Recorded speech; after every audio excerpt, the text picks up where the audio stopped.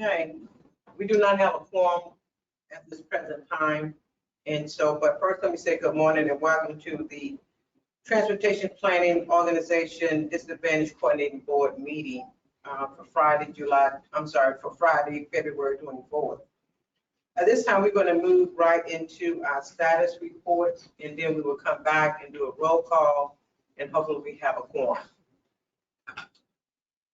So we do our 2050 long range transportation plan initial steps. Gina? She shouldn't be able to. Is Gina on the line?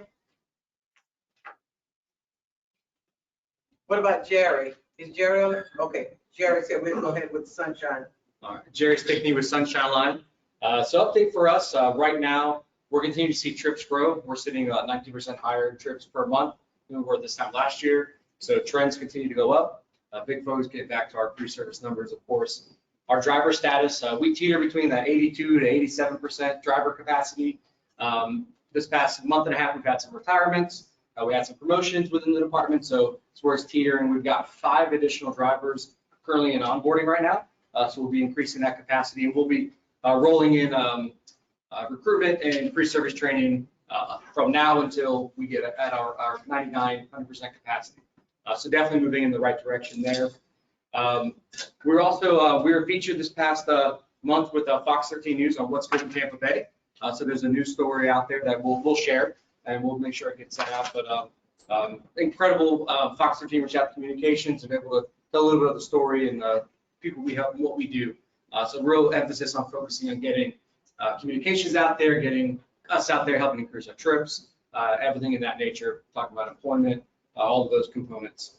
Outreach events, we're going to be out in the South Shore community Saturday for the Healthy Living Fair. So we're putting that initiative out there, getting in the community, letting people know, make sure we increase that ridership.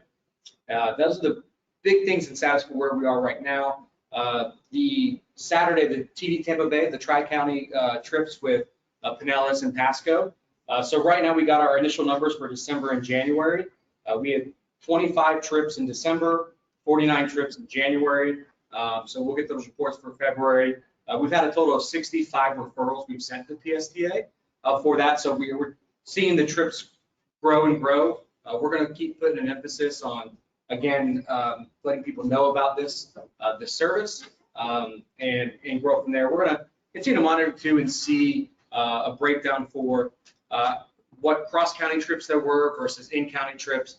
And I pulled this, and it looks like there was, out of those, all of those trips, we had 28 that were cross-county between the 2 months. So we are seeing use in that regard. One thing that we're definitely looking at is I really see this kind of growing and building, and I love the concept. And as you know, we have Saturday service temporarily suspended for our resources and things like that for our drivers. But this is something that people can use on the weekends as well and on Saturdays. So definitely looking at what we can do to maybe partner with PSDA and see what we can do to extend this partnership even beyond the grant in the year. So working with Karen and Ross and then the PSDA to really see how we can continue to grow this. And we're going to monitor month to month and see where the need is, where the ridership's coming from, and really try to pinpoint and target what the community's talking about, what they're looking for. And with that, it's always encompassing outreach, making sure that people know about it. So we'll continue to do that. We're also taking a poll. We're going to pull some of our clients that we've referred and give them a call for our customer service team just to see how the experience is going for them, how quick turnaround for referral to ridership, that time frame, and seeing if they're getting everything they need and make sure that they don't have any gaps for them to then get rides and get service. So really excited to continue to see that move forward and make sure I've hit everything else. It was asked last meeting to kind of look at Saturday service where we can look to see where we can establish it again, a time frame within the year. As of right now, with our trajectory with hiring, I would like to put a projection of potentially looking at September to have Saturday service with operators. But between then and now is also looking at getting us back to our pre-COVID numbers with our trips for our door-to-door stuff, for our regular service hours. in addition to just continue to see what that's. So that's kind of the time frame we're looking at. And would love to have that. But again, right now, we do have that service with TD Tampa Bay, PSTA, where they can use weekend service as well. So we have options out there, but we're kind of shooting for that time frame to project. Laura Mills. I have a question. You mentioned Hillsborough and PSTA. What about, it's supposed to be 3 counties. How is Pasco County?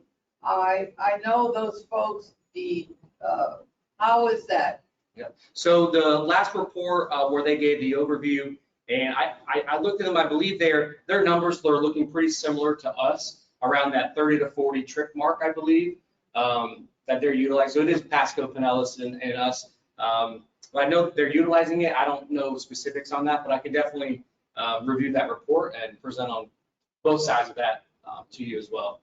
But from my recollection, and Karen, I don't know if you remember, No, I think they're about the same. The Commission for the Transportation Disadvantage is having presentations on those grant projects. So PSTA is going to do a presentation to the state commission in March. I believe it's March 22nd, but when that comes out, I'm sure Josh will get it. So they'll be doing a presentation on it. So they'll have more information than what we have right now. Thank you, Karen. Any other questions? Yes. That was 25 trips in December. Correct. So has that been pretty consistent? Yes, we did 25 in December and then 49 in January. So they're increasing, and we've sent 65 referrals to PSDA. So we're going to be following up with those to see what the connection is. Like personally, I thought there would have been a little bit more. So we're going to make that effort to reach out to the clients and see what's, if there's a gap, if there's, what we can do to help make sure that they're going to request and get the service that they're looking for. So That was my second question is, how is this being advertised? Was there a pamphlet that was sent out and who was it sent out to? So there's a flyer, there were some news releases, and that's kind of something that we noticed, the Heart ADA board meeting last week, question was brought up about it as well. So that kind of where we realigned to see about getting more news out about it. Because it was initially in the push with everything, but we haven't really personally seen a lot of extra out and communications with it. So it's going to be a focus that we're looking on right now with these initial numbers, so we can get out the community. And we'll look at whether additional press releases, putting up bulletins with the South Shore, our Healthy Living Fair. We're going to have the flyers out there. We're going to start pushing them out to our social service units, work with our human services teams to try to get flyers out and kind of get the word out a little bit more. So, Thank you. Yep. Any other question, Josh? I had a call from a doctor's office yesterday in Pinellas County who was asking about if there was any services for cross-county trips. They had a client in Riverview that wanted to go to the service in the doctor in Pinellas, and I referred that to you all, but she had a question on if the doctor's office could request the trip on the client's behalf, or if the client had to specifically request the trip, and I wasn't sure. Yeah, I think typically it'd be through the client requesting the trip for the location, because it's all based off the client profile and how we build the trip. So the client requests it, and if you have their information, I can follow up to make sure that we. Okay. Yeah. Any other questions? One of the things that we can do, I know that we know and see a lot of elderly people that sometimes they don't say anything, and it might need a way to get to the doctor's office and all. We can be that voice to help refer them to the Sunshine Line for assistance. It's just us talking about it to people that we know. If we're in churches, if we're in organizations, associations, let's bring it up, because our elderly, they've already paved the way and they're looking for different ways to get around, and then sometimes get them out of their houses when they have to go to the doctor's office or to the grocery store or whatever. It takes all of us to be that village to help them. And I would love to add too, if anyone has an event or somewhere you'd like our staff to come talk and present, and kind of we can go and present, talk about our service. We can have eligibility team on site, so we can do signups right away. So please keep that in mind as well. Reach out to us, and we'll gladly be able to get out there and support in that way as well. And if you have a flyer, I'll be happy to take it from my newsletter to Absolutely. showcase Yeah. what we're doing. Okay. Thank you so much for that report. Gina Torres, is Gina on the line yet? I am. Can you hear me? Yes. Go ahead, Gina. Oh, good. So, technology, I'm using my phone and hopefully you can't see me, although, can you see me? No. Okay, I do look very pretty for you guys today, but I was not able to join on my computer. So, I think, Josh, you'll be running the slides for me, or Gail? I got it. Just let me know when you want me to go. Okay. Yeah, no, this is great. Thank you for your patience. I guess maybe I delayed you a little bit. I am happy to be here, and I just wanted to quickly go through just a brief update on the fact that we have kicked off our long-range transportation plan update. This looks out to the year 2050, and it's going to be adopted by the end of 2024. So we've already started some early steps in getting that plan developed. Next slide, Josh. This morning, I'm just going to highlight two pieces of that puzzle. You can go to the next slide. So the LRTP, obviously, looking out to the 2050, is a long-term plan, and it projects how over the next 25 years, transportation decisions kind of align with the county's vision of how our community is going to grow. And so we'll have to consider, as our community grows, how are we going to move people around and goods and get to work and all those other things that we need. And that's kind of what the long range plan sets out to do. It's a guide for directing public funds towards the right transportation improvements. And those decisions are really based heavily on a lot of things, but a lot of it is public outreach and input. Next slide, Josh. I mentioned, oh my goodness. Is this the slide of the map? You're looking at a map right now. Yeah. Fantastic. So I mentioned the vision of how we grow is based on determining future population and employment. And this somewhat messy looking map is showing our current, where people live in blue and where the jobs are currently in red. And it kind of gives us an idea, an understanding of where our needs are and where we have room to grow. So you can kind of see, it looks like the city of Tampa is pretty well populated with people in employment and other pieces and areas in the county. The next slide. So when we project where future population could possibly grow or move to and develop it, unincorporated county has a pretty large chunk of where we might expect to see more people moving and living. Every jurisdiction, Tampa, Temple Terrace, and Plant City will also grow. But the question then is, how are we going to get people to those destinations they need to get to? Schools and shopping and work and entertainment and medical appointments. What we are expecting by year 2050 is about 1.4 million people. So that's a big jump, and they have to live somewhere. And the next slide is just about the employment. And similarly, we'll have upwards of 1.2 million jobs, new jobs in our community. And where should those also be directed? So these are kind of thoughts that we have as we develop the long range plan and we look at the growth scenarios. The next slide.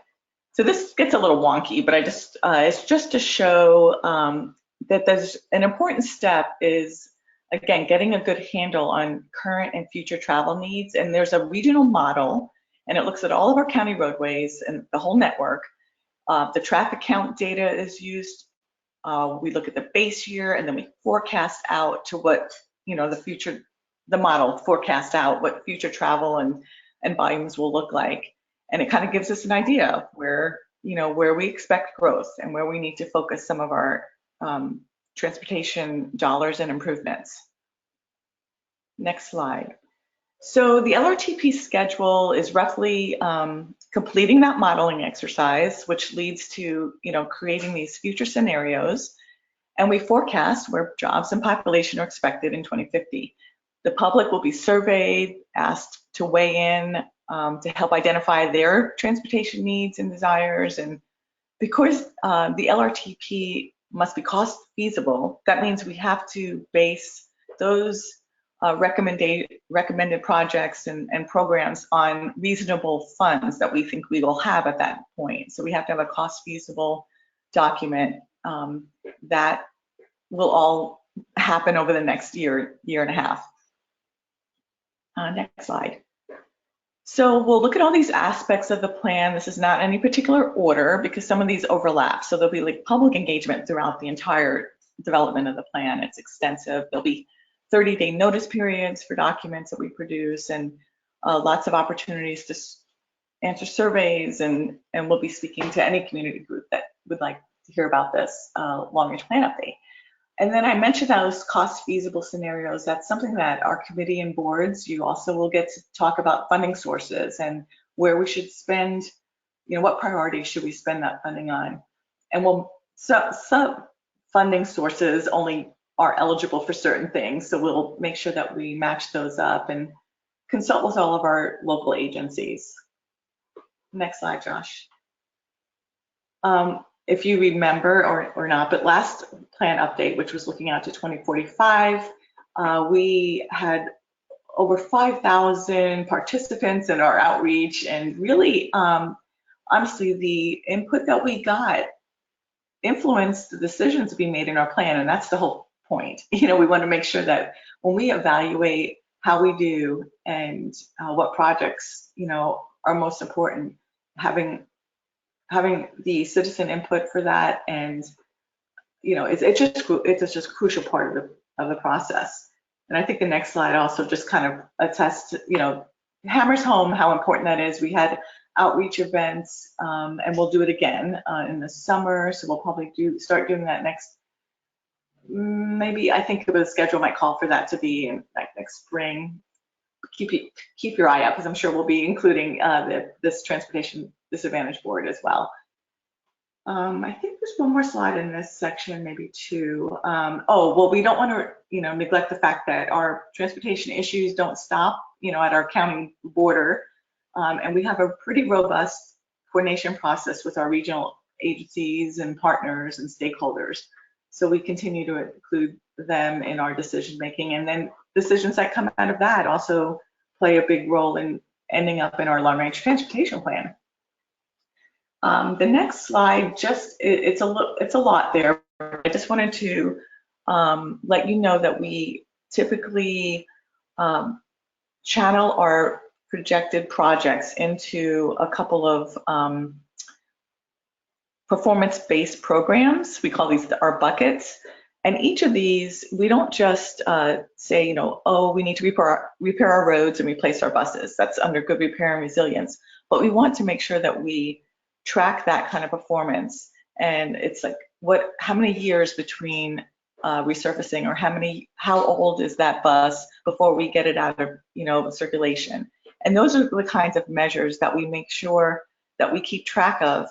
And honestly, depending on the funding that we have that gets divvied up in these different categories, can affect the performance. So those are thoughts and decisions that we make sure we bring forward for all of the types of projects that will be in the long range plan, like Vision Zero and Smart Cities. That's safety and technology on our signal coordination.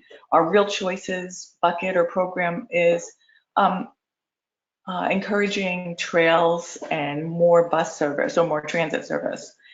The major investments are those larger funded, more expensive types of projects, whether it be road widening or fixed guideway, rail or bus systems. So we have a lot of these. We're looking at equity, and I'm sure Josh, he's leading that part of our long-range plan evaluation, is the angle of equity, and are these projected projects and programs reaching that goal of addressing our needs on our underserved communities. So that was this section.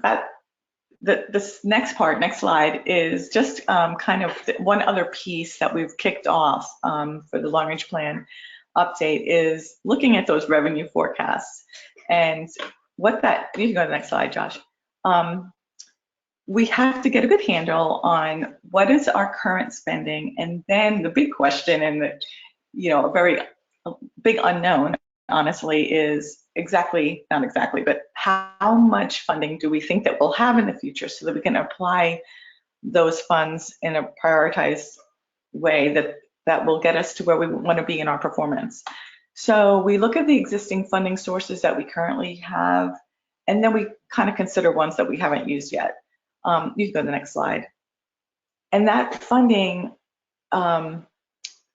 it's both all federal, state, and local funding. And then depending on the type of funding, certain projects are able to be, we can utilize or assign projects to those particular categories of funding. And the TPO has the ultimate decision on those decision-making processes. And the next slide is just kind of displays or kind of shows what it would mean to have an additional funding source. For instance, the column on the right, the blue shows the existing revenues that we had when we were developing our last long-range plan, or maybe this was 2040. And then in purple, we at that point had assumed a 1 cent sales tax. And it just kind of shows you the how much more you could do when it comes to performance and better services, which is the column next to it in the left. Had we have, if we're able to have additional funds, like twice as much as we were able to spend had we had that 1 cent sales tax. So it's just an example of how we would use this kind of information to make some decisions.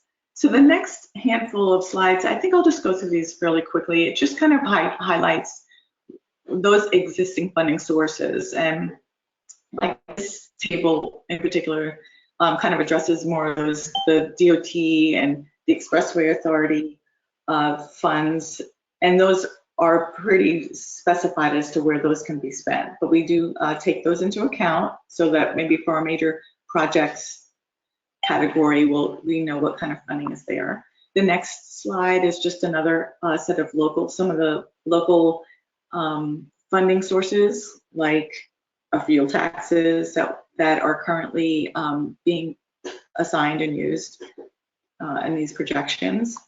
The next slide is some of those other, like the community investment tax, which is expected, to expire. So we will keep track of that and know how much funding we may have from that source. And the last table is just, I think it's the last table, is some of these other fees. And so this is kind of we're going around currently for this project of updating our revenues and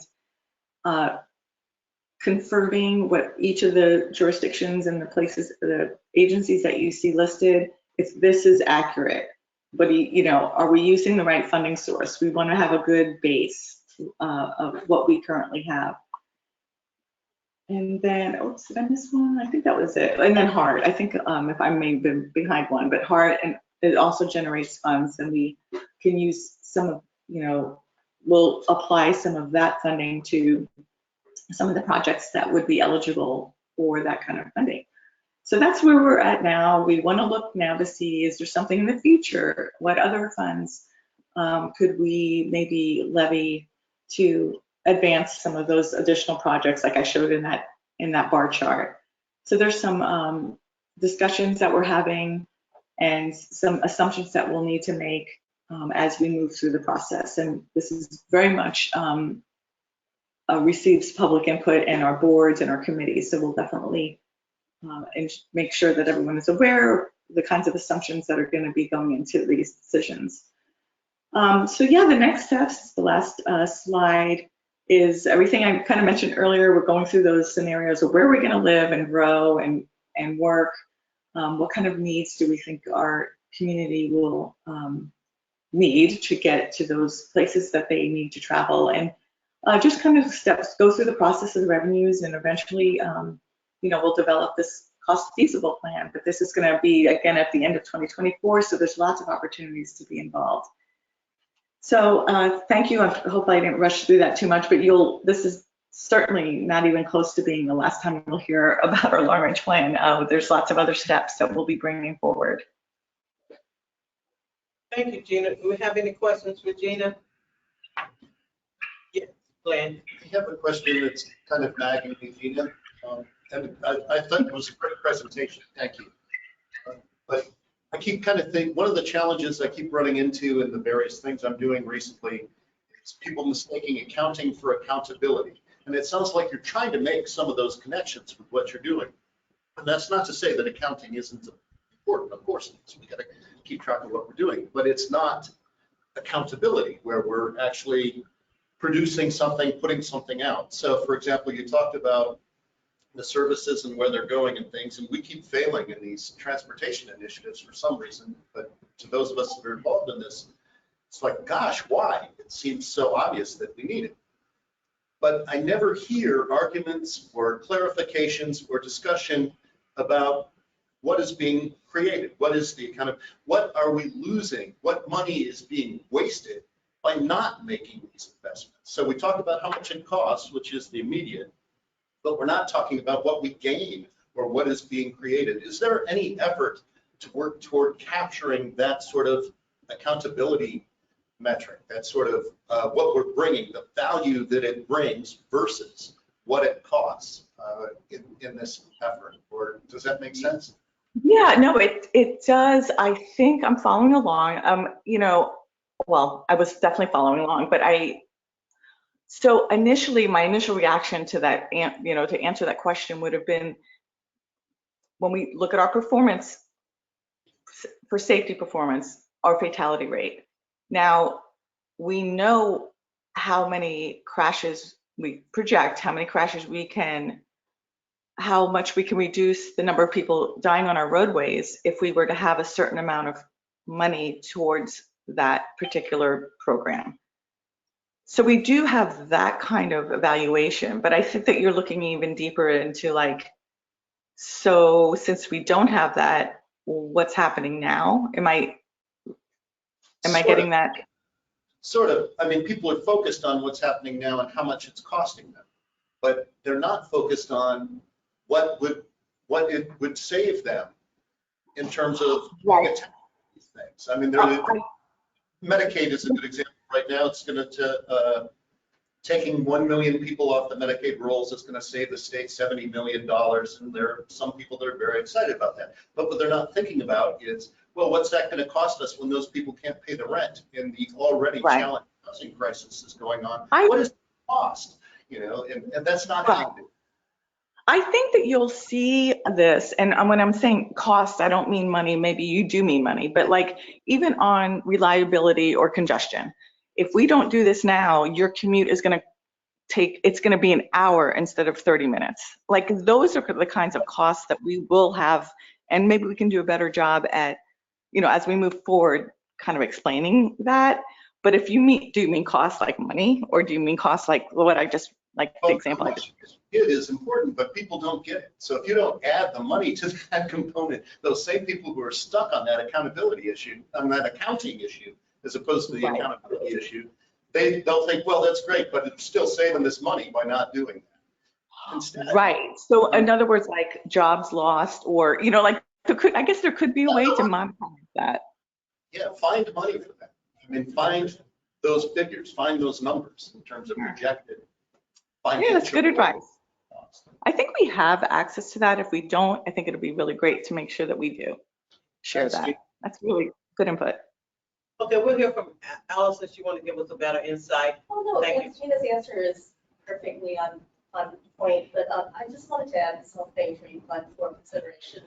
So in the LRTP analysis, yes, we're not looking at basically what the cost of not doing anything is. But actually, if you look at some of our technical levels, resilience as an example, we do look at what the costs of not, for example, preventing flooding, preventing traffic delays in terms of gross regional products. So I think there's a thought towards that direction. It's just not called out specifically right now in our LTP, but we do look at that. If you look at some of the regional work, there's a lot of what will it cost the economy if we do not, relieve congestion, not improve safety. So there is a thought towards that direction. I really appreciate you bringing that up as, component of. Thanks, Allison. Excellent. Thank you. Any other questions? I just have one, Gina. Do you know when the public survey will start? No, I'm not positive, although I'm sure that we have that on the schedule.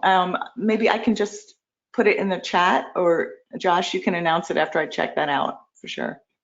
Okay. Thank you so much. Thank I you. think we have a forum now. Thanks, Gina. Enjoy your presentation. So we'll go back and call the roll now. Gail, can you call our roll to make sure we have a quorum? And Yes, ma'am. Yes, ma'am. Commissioner Myers, yes, here. Gloria Mills, Here, Glenn Brown, Here. Deborah Knoll, and Mike Lacy, I believe, are excused. Artie Fryer, Here. Craig Fursell, Tracy Noyes, here, Emily Hugart, Here. Christina Melling, Here. Beth Pasek, Mark Harshberger, Here. Nancy Castellano, Deborah LaKenta.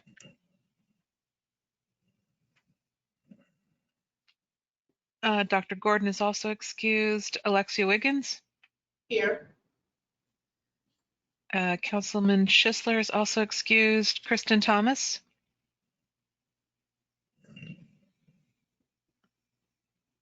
Kristen, you should have the ability to unmute yourself. She is online. I'm here. Sorry. Thank you. Indira Chambers, Here. John Vargas. Here. Cassandra Blaylock, I believe, is also excused. We do have an in-person quorum. Chair, would you please call for a vote of consent for remote participation? Okay, we need a vote of consent, but we don't have any consent items. Oh, for remote participation, sorry about that. I move that we allow remote participation. Second. Second. Okay, it's been properly moved by Glenn and second by Artie for remote participation. Do we have anyone opposing that? Anyone? Hearing none, that motion is carried. Thank you so much. Now we'll go into our public comments. And I think we have one, which is a letter. Oh, we've got a public comments. Josh? Yeah, I received a letter from a resident of Hillsborough County, Mary Shoch, 1003 Papaya Drive, Florida 33619. She says that on January 26th, she called Hart customer service and spoke to a customer service representative. She needed to arrive at International Mall around noon, that she was unfamiliar with the mall. She's legally blind, and the customer service rep knew this. She's been riding the bus system since 1997. She wanted to join the Tampa chapter of the National Federation of the Blind at the Apple Store. So they'd scheduled a training for blind individuals to gain knowledge on using the accessibility features of their products. She said she followed Kathy's instructions, went to Marion Transit Center to connect with the Hart Route 10, which she was told went to the mall, and that it would arrive around 11:30. At 11:30, she ended up at Tampa International Airport. She called Hart's customer service rep and spoke to the team lead, Tony. She was informed that Route 10 did not go to the mall, that the Route 32 went to the mall. He stated the Route 10 went on the outskirts of the mall and that she would have to cross Spruce Street and walk from there to the mall. She reiterated that she is not familiar with the area or the mall and that she felt unsafe for her to try to find the mall on her own, so she stayed on the bus. Not knowing, it turned into another route and was not heading back towards downtown and the transit center. She says when she realized that she was heading towards that park, she called customer service again to speak with the original representative, and she said she was sorry and she understood, the customer service rep. She then said that she did not understand since she was not a consumer of Hart. She says Hart and its employees do not seem to understand when Hart is unreliable. It makes us look unreliable, no matter how we try to get it right to use the service. She called the service rep a second time when she was realized she was heading towards Net Park, and she knew it would take 2 more buses for her to get home. I asked her to send the supervisor to meet me at Net Park to take me home. She says, as a note, I got on the bus at 10, this call took place at 12:07. Her reply was, I can't do that. She said, this is when my tone changed and asked to speak to a supervisor. I was put on hold. She came back and told me a supervisor was not available. She asked to speak to someone else, was placed on hold, and basically was told no one was available to speak to her. She asked to speak to the CEO. Once again, no one was available. She was asked for the name of the county commissioner on Parks Board. She said, oh, her response to this was, oh, I don't know, it's changing right now. And then she let her speak to the manager of transportation, was placed on hold, got tired of waiting, hung up, made another call, and was told, since you're a Heart Plus customer, we can send the van to Net Park. I was put on hold again, or hold on. She asked when to expect the van. She did not know. And her experience said that Heart Plus service she could have waited an hour longer. She says Route 37 left Net Park at 12:30 to go to Brandon Mall. So I asked her if the van could pick me up there. Anyway, the resolution was the van picked her up at Brandon Mall at 1:15. She said she had been on the bus with her guide dog, or in some sort of transit mode since 10 a.m. She said she left her home at 9:45 a.m. Anyway, she was in transit for 4.5 hours and never attended the training because the customer service representative got it wrong. She says that Google Maps gave the rep this route. And let's see, I asked her, are you going to change your behavior so this does not happen again? If Google Maps is not reliable, then why are our customer service representatives using it? And she says, she concludes, I'm a Heart Plus consumer, and I should be afforded the opportunity to ride the bus in a safe manner without undue stress. The route I was given was not safe for me to use. One of Heart's ex-employees used to say, if our system stresses our consumers, we were doing something wrong. She says, in fact, the response lacked compassion and empathy. She says, I can no longer attend board meetings since I work a full-time job as a licensed therapist, or this scenario would have been brought to a public board meeting. I hope that this is read and taken seriously and not just brushed off as an unhappy customer.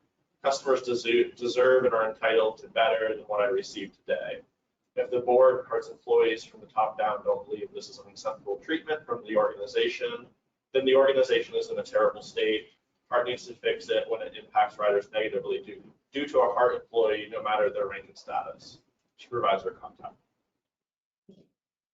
Thank you for sharing those comments with us. I do agree that it's unacceptable. Heart staff, and I know my office sent it, I sent it over to Adelaide. We probably send it over to Adelaide to address the issue. Any other comments on that? What was the date on that? When did this occur? January 26th. Gloria? It seems to me that had she called Heart, their customer service, that would give a more correct route. It's very sad that she didn't get the right. Yes. I have a question. Is there a representative member of Heart or Heart Plus on this board? I feel like there has been in the past, but I'm not sure of their participation. There is this council member, Schisler. Okay. Terrace. He is on the Heart board, and he's the appointed member of the Heart board to this board. So he's out to that. Thank you. So we all heard that. That surely is unacceptable. I'm thinking more in terms of how to make sure it doesn't repeat. So is there something we can do? How can we find out what's been done to ensure there's not a repeat of that? I mean, there seems to be opportunities for training or remedial training or something. And it may very well reflect on us with our customers. People tend to speak about their unpleasant experiences. And it may be hard, but it may be thought to be, the sunshine line based on how people express it to whoever they talk with. So that's what I'm more interested in, is what do we know how this is going to be resolved, how it's going to be addressed? And if we can, I'd like to know what's been done or what's going to be done. I don't know, but what we could do at our next meeting is ask a HART representative to come to our meeting so that we can share with them the concerns. Just let her know what, as Josh forwarded over to Adelaide LeGrand, the CEO, and ask for a representative to come to our meeting. So we all know. Because this sounds like a person who would utilize our services. Yes. So I think that's even more reason why we should be concerned. But her issue was with HART, and we need. Yes. I'm clear with that. Mm-hmm. But if it happens with HART, certainly would want to make sure it doesn't happen with us. But what I was trying to say is, in conversations, the public may look at HART and Sunshine Line as the same. I'm sure they And do. I think we should be concerned about it. Yes. Hold on. Josh, you received the letter, Josh? I had it forwarded on from Commissioner Myers. Oh, I see. Jason. Okay. Yes, and I did All right. speak to her directly and just chatted with her about it. She was very nice and understanding and understood my role, of course, but I offered to read it to our board at the very least. So. And that's really what I was getting at, was the customer contacted just to acknowledge that she had, and, I have all confidence that if it went to Commissioner Myers' office, that, that connection was made. Thank you. And usually when it comes to my office, we refer it over to the agency so that they're aware of the issue and asking them to respond to the issue. Yes. That's essentially my point, was going to be about the same. She's clearly a transportation disadvantaged person, and those are our yes clients. So. And I just have a quick comment that a lot of times when someone takes the time to write a letter or write an email to share some feedback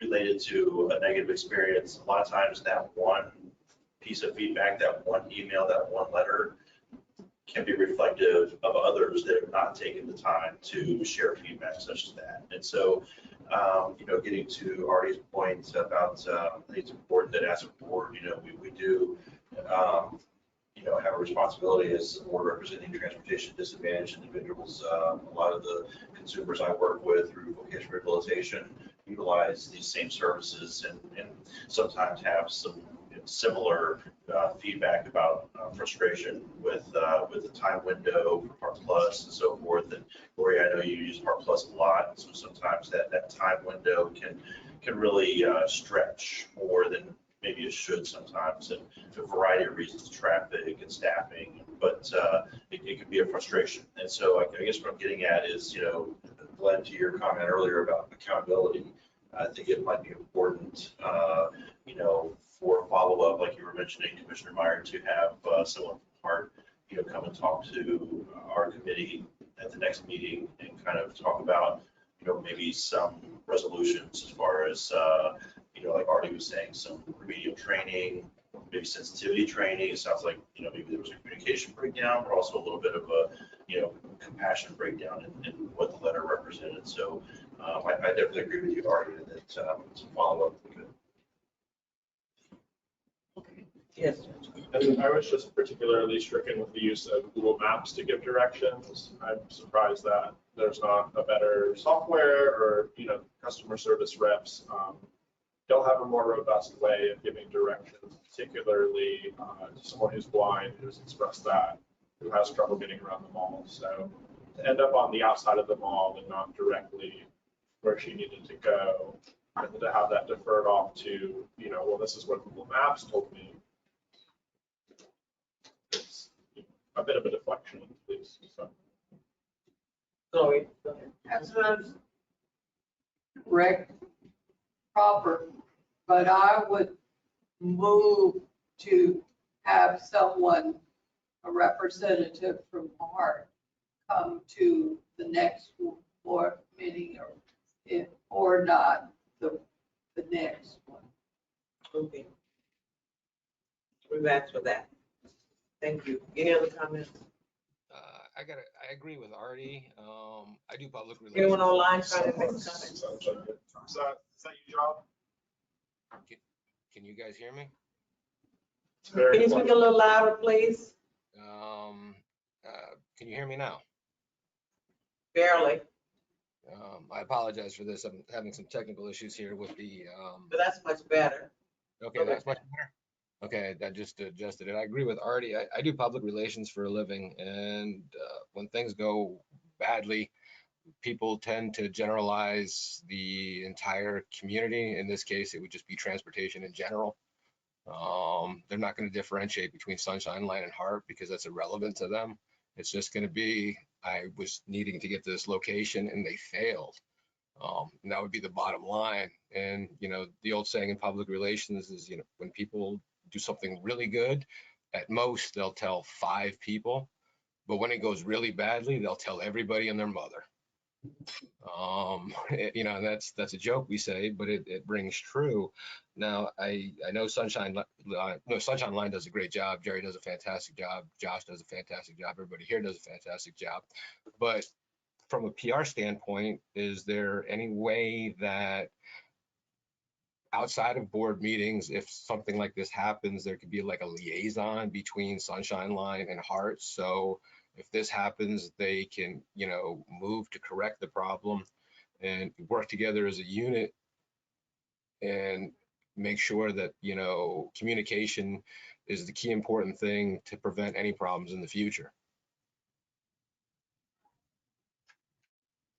I do agree with what you're saying. And so when we ask the Hart rep to come and speak with us, we can address all those issues with the Hart representative to make sure no one feel like they're left out or feel like they're not wanted to think that they don't want to ride the Hart Plus or Sunshine line again. Any other comments? Anyone else online? And I thank everyone for your comments. So we're going to move right to approving our minutes for December 16th. We received a few corrections from Karen that we've incorporated into it, as well as a correction to our roster. Okay, good. So can we have a motion? Christina Malling, motion to approve. Second. Okay, we have a motion to approve in a second. Do we have anyone opposing the minutes? Anyone opposing the minutes? Hearing none, then that motion is carried. We'll move right into our action items, and Josh is on his way up front. Thank you, Josh.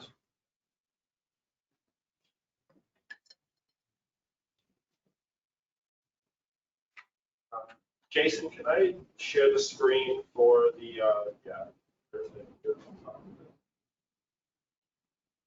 Okay, so I have 2 items for you personally. The first one is our attendance review and election of officers. So we're required to review committee attendance annually at a minimum.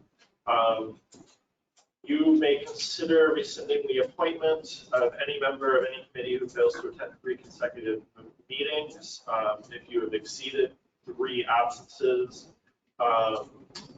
we usually will reach out to you and say, are you still interested? And if there's no response, you all are free to move to declare that seat vacant, and we will select a new member. I have attached the attendance to the agenda. We don't have anyone who's had 3 consecutive absences who continues to remain on the board, so my recommendation is no action.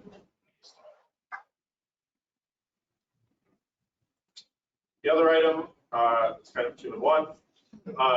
We are required to hold an organizational meeting each year for the purposes of electing a committee chair, a vice chair, and at our discretion, an officer at large, which we have traditionally done. Obviously, we did not need to elect a chair. Thank you, Commissioner Myers. Thank you. But we are going to hold elections for vice chair and officer at large. For 2022, our vice chair was Gloria Mills, and she has been our vice chair for, well, much longer than I've been here. And then our officer at large was Councilmember Gil Schisler. So how this works is members can nominate themselves or any other member. No second is needed. After all nominations have been received, nominations are closed. Each nomination is voted on individually until one member receives a majority of votes for an officer position. So at that, are there any nominations for vice chair? I'll nominate, this is Glenn Brown, I'll nominate Gloria Mills for vice chair if she's willing. So you'd like to continue serving as vice chair? You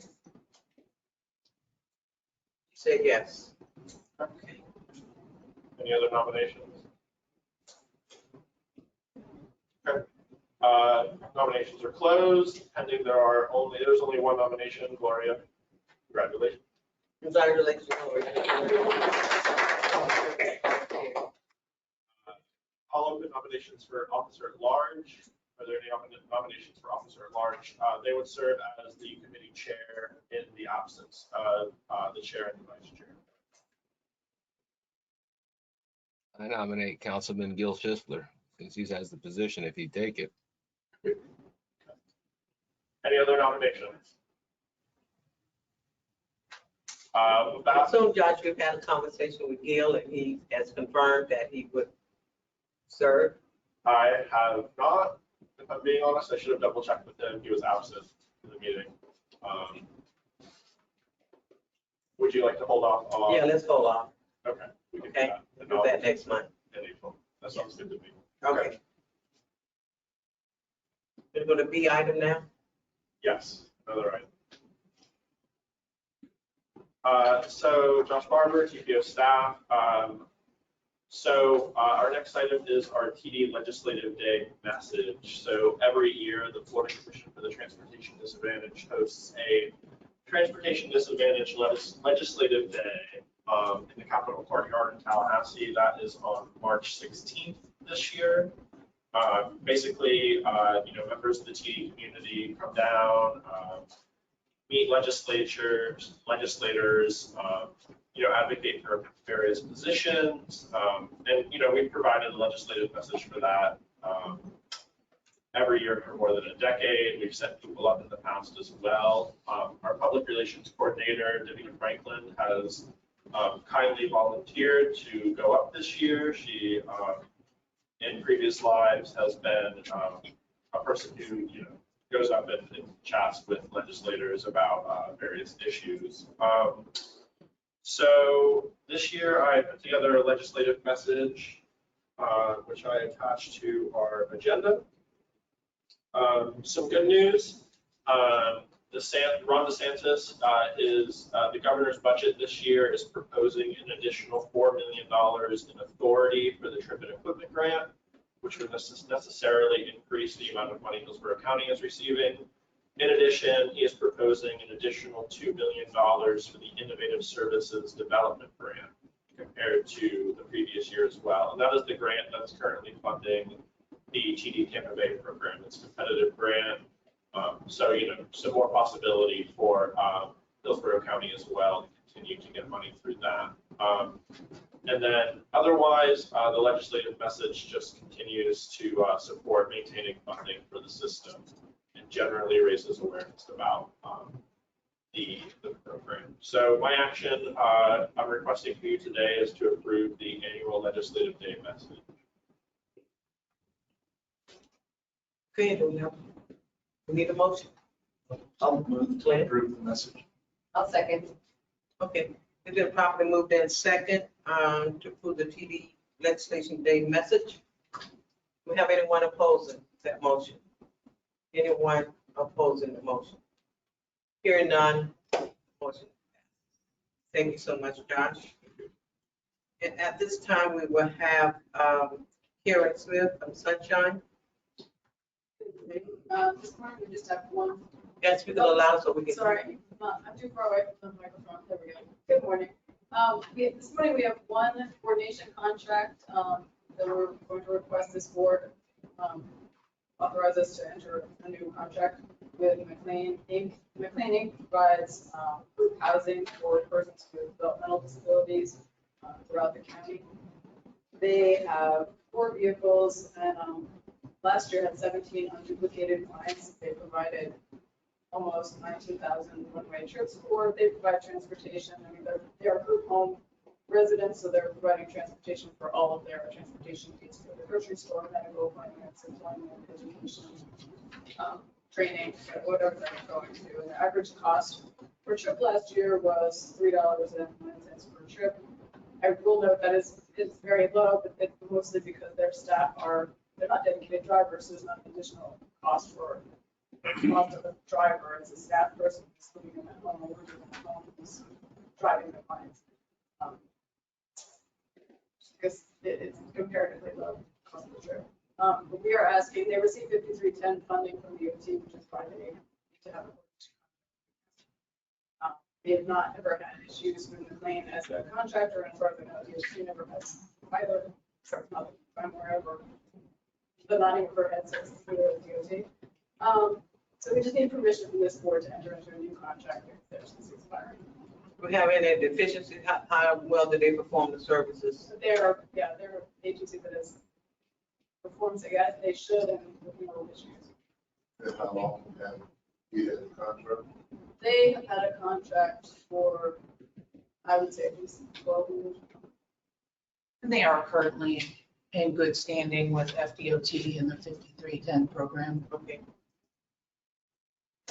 We have a motion to have McClain to continue providing. So, have a second. I'll second Lindbergh. Okay, we have a motion and a second to approve the contract with McClain Inc. We have any opposers? Any opposers to approving the contract? Hearing none, McClain will be awarded the contract. Thank you so much. Okay. Do we have any old business? Any old business? Yes, Josh. Gina followed up, the outreach for the long range transportation plan will begin early 2020. Okay.